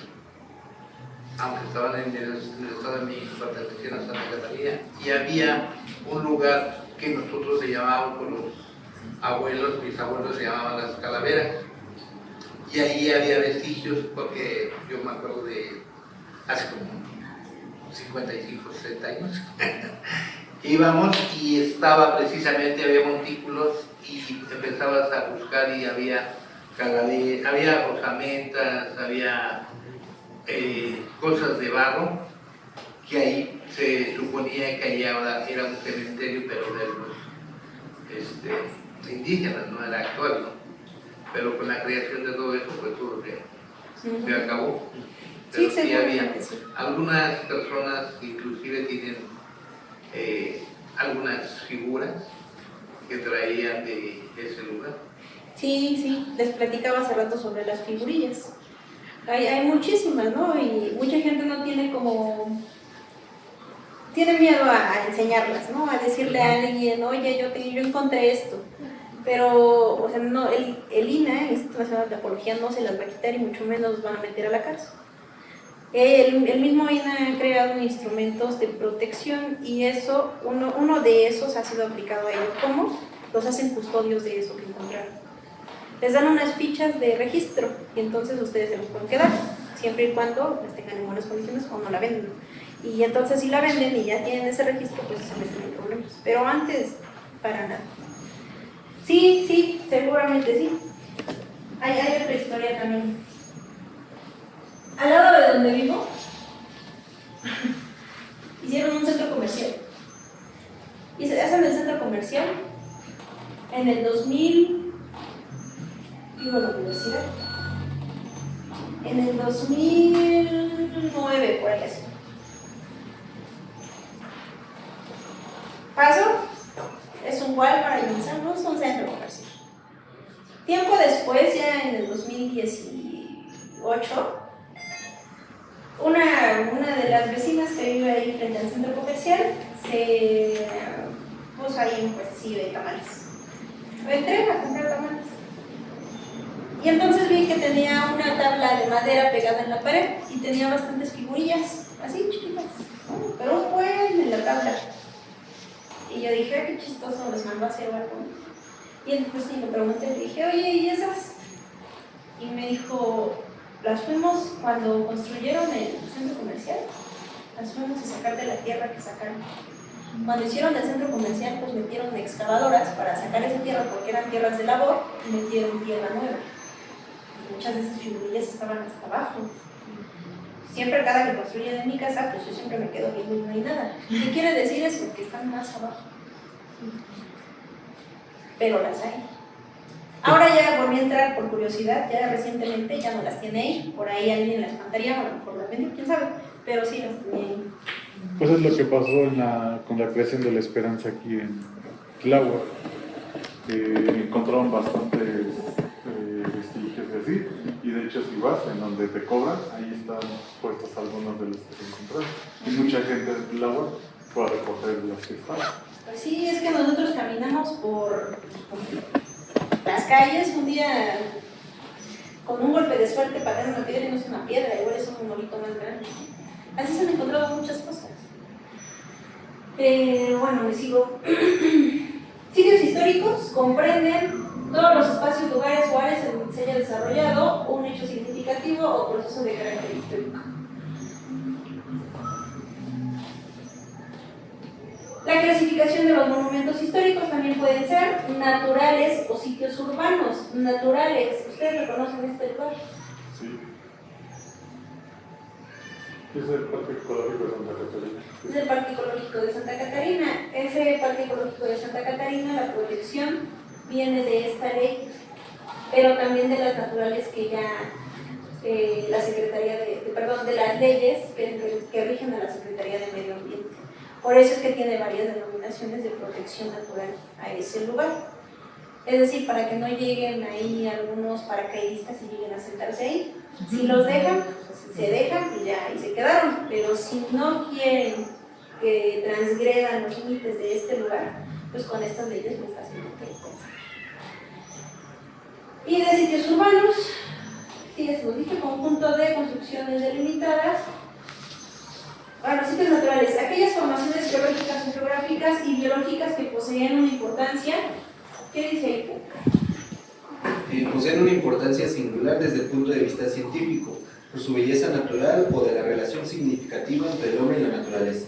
Ok, y los sitios urbanos, conjuntos de construcciones delimitadas, tienen especial significación por su carácter arquitectónico, ambiental o de integración con el paisaje. ¿Ustedes conocen la reciente torre de cristal que hicieron en Coyoacán? Salen de Metro Coyoacán y hay una torre altísima. Mítica. Mítica. Ustedes paran en el centro de Coyoacán y ya rompe con todo el paisaje. Ese centro comercial, además, rompió con el camino real de Mayorazgo. El camino antiguo que trasladaba a la gente de San Ángel hacia el centro. ¿Por qué? Porque ahora ya lo convirtieron en estacionamiento. Pudieron haber hecho algo por todos los decretos. Bueno, está muy cerquita de Coyoacán, aunque por la delimitación ya no, porque es Santa María Benito Juárez. Pero ya se echaron ahí dos cosas. La grandísima torre esa. ¿Quién es responsable del cuidado de estos monumentos históricos? En primera, los propietarios de los inmuebles. La Ley Federal sobre Monumentos Arqueológicos, Artísticos e Históricos, en su artículo, ¿es 8? 6. Establece que los propietarios de bienes inmuebles declarados monumentos históricos artísticos deberán conservarlos y, en su caso, restaurarlos. Los propietarios. Por eso les digo que el propietario del Siqueiros pues, es el que echar. Tenía que pagar y pagar y pagar y pagar. La Federación. México es un país rico en su patrimonio cultural, arqueológico, histórico y artístico, el cual, ¿qué dice ahí? Es testimonio de sus pueblos y reflejo de identidad nacional, por lo que el Gobierno de México promueve la investigación, protección, conservación, restauración y recuperación a través de sus instituciones. Ok. La Secretaría de Cultura, el Instituto Nacional de Bellas Artes y Literatura y el Instituto Nacional de Antropología e Historia. El Estado y los municipios. También la responsabilidad del gobierno del Estado, esto lo saqué de un libro de Guanajuato, y los municipios, promover la protección, conservación y preservación de los monumentos arqueológicos, históricos y artísticos, como lo establecen los artículos 16 y 17 de la Ley de Derechos Culturales para el Estado de Guanajuato. En este caso nos referiremos a la Ley General de Cultura y Derechos Culturales a nivel nacional. Y la comunidad. En los últimos años se han puesto en marcha medidas y prácticas para fortalecer la participación de las comunidades en la protección del patrimonio cultural. Esto lo saqué de este librito, así tal cual me lo copié. Aquí está. Y les voy a decir por qué me lo copié.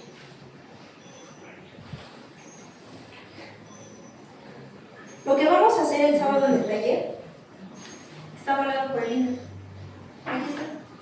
Si lo ven, lo en la página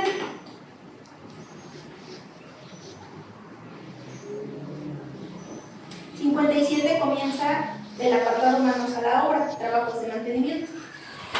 Es decir, cómo hacer limpieza a estos sitios históricos, cómo hacer limpieza de plantas, musgo, azoteas, impermeabilizar, que es lo que vamos a hacer, aplanar de la arena, pintura, elementos faltantes, reposición de puntas, recolocación de piezas de cantera.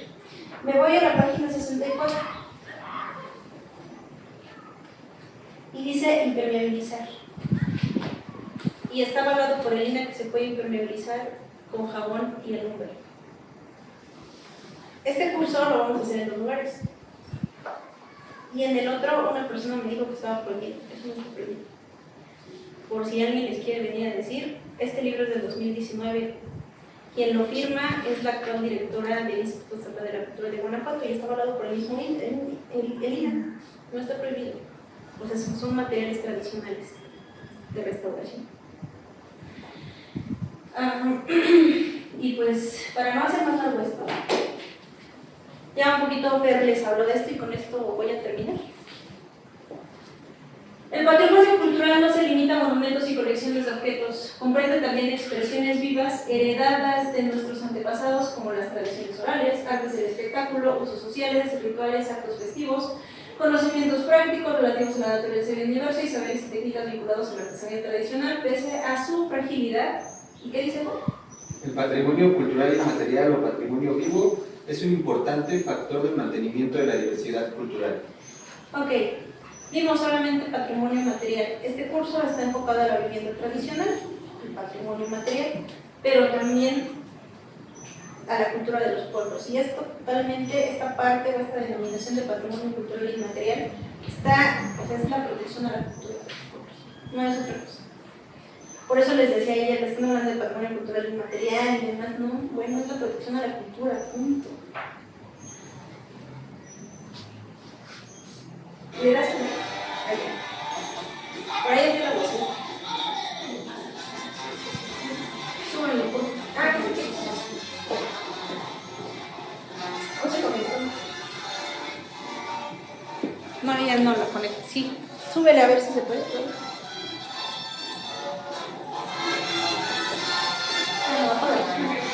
Se me pasó por ahí.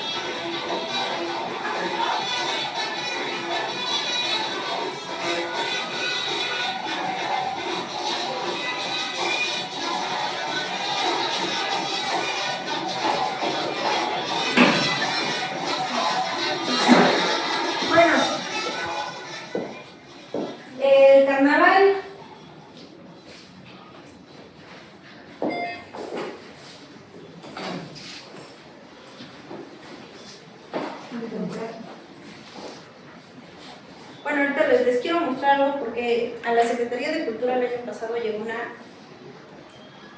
solicitud de declaratoria como patrimonio cultural inmaterial para la fiesta de nuestro Padre Jesús. ¿Ustedes sabían eso? Sí. Ok. Esa solicitud de declaratoria, hasta donde sé, pues está en stand-by. Por una simple y sencilla razón. Esa ley, pues es de reciente creación. Aún no tiene un reglamento a avalar. No significa que no estén trabajando en hacerlo, lo están haciendo desde la Secretaría. Solamente que pues hay varios movimientos por ahí que han detenido el proceso. Pero tampoco existe la comisión a la que hacen referencia ahora los enseño, en esa solicitud de declaratoria. Por eso es que están estando y varias están haciendo, nada más la de aquí. Es una propuesta directamente de un diputado, varias de ellas han venido así, un punto de acuerdo, pero pues están en stand-by con eso.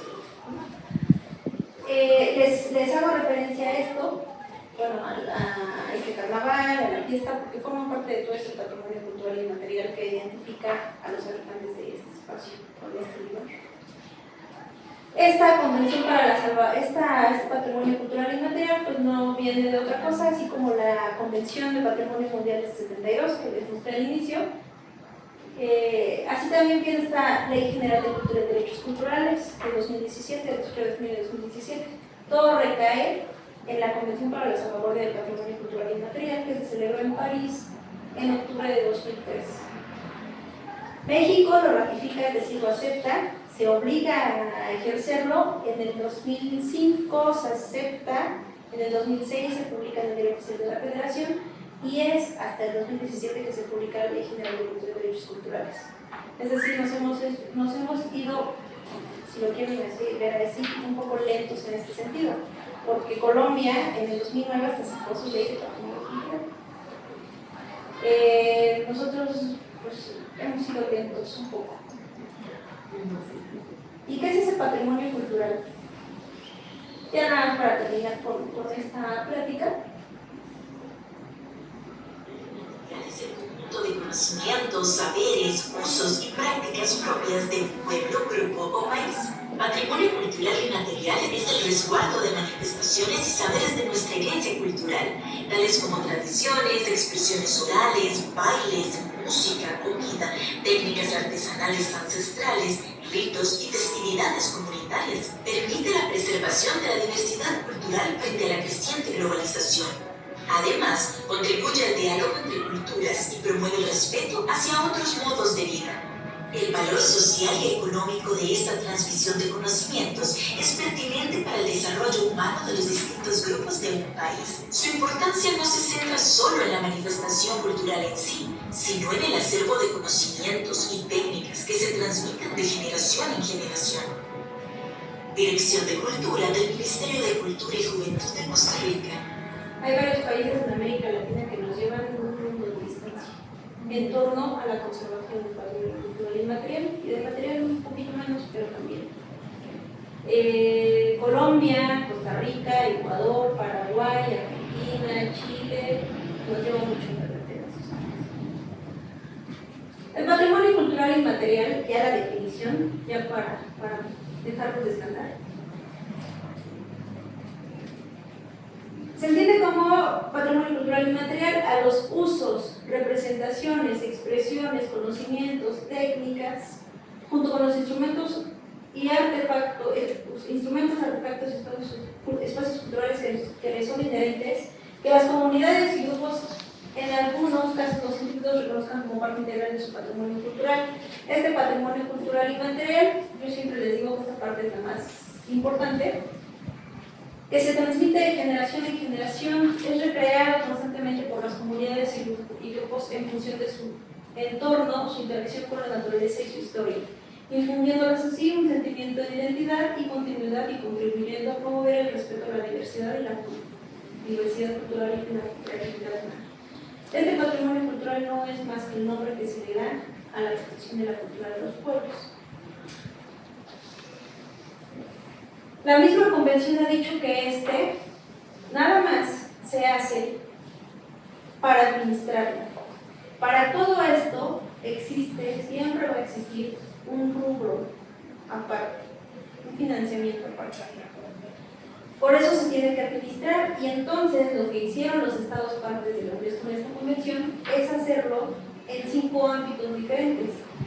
Tradiciones y expresiones orales, incluido el idioma como vehículo de patrimonio cultural inmaterial, es decir, todas las lenguas forman parte de ese patrimonio cultural. Artes del espectáculo me han llamado así, pero por ejemplo lo que ustedes van a hacer en Semana Santa forma parte de esto. No quiere decir otra cosa que la representación que hacen en cierto hecho. La batalla del 5 de mayo puede serlo así, inclusive el año pasado la doctora Sheinbaum, no sé si escucharon, que iba a hacer las gestiones o algo así el 25 de mayo dependiendo de los años. ¿Quién sabe? Por eso. Usos sociales, rituales y actos festivos, conocimientos y usos relacionados con la naturaleza y el universo, y aquí también siempre hago énfasis en la medicina tradicional. Importantísimo. Nosotros pensaríamos que por estar en la Ciudad de México no existen médicos tradicionales, claro que los hay. Claro que son más visibles también en otras zonas. ¿Por qué? Porque es la única medicina a la que tienen acceso.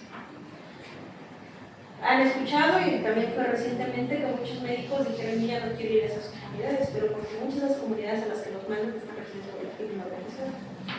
Entonces, pues si no les colaboran, ya está. Técnicas artesanales tradicionales, todas las técnicas de carpintería, talabartería, lo de cuetería, también forma parte de ello. Todo eso forma parte, bueno, todo eso mucho más integral del patrimonio cultural. Estas dos, en la Ciudad de México por lo menos, se pueden realizar o gestionar declaratorias, es decir, protección a estos bienes, desde la Ley de Fomento Cultural de la Ciudad de México y de la Ley de Patrimonio Cultural, Natural y Cultural de la Ciudad de México. En estas está la serie de pasos que se siguen para poder hacer esa gestión, y ya les dije por qué esa no presentó y me la encontré ayer. Aquí está, ahí está la portada de cómo llegó a la Secretaría. Nos dice que es la proposición con punto de acuerdo mediante el cual se exhorta respetuosamente a la Secretaría de Cultura de la Ciudad de México, a través de la Comisión Interinstitucional del Patrimonio Cultural, Nacional y Cultural de la Ciudad de México, a realizar la evaluación correspondiente para la declaratoria de la fiesta patronal de nuestro Padre de Jesús, celebrada en el pueblo original de Santa Catarina y Iraúso, en la alcaldía de Tláhuac, como patrimonio cultural y material. Y a estas declaratorias, desde las convenciones de la UNESCO, desde todos los documentos que se pueden encontrar que están gestionados de esa convención, nos dice que es importante la participación de las personas.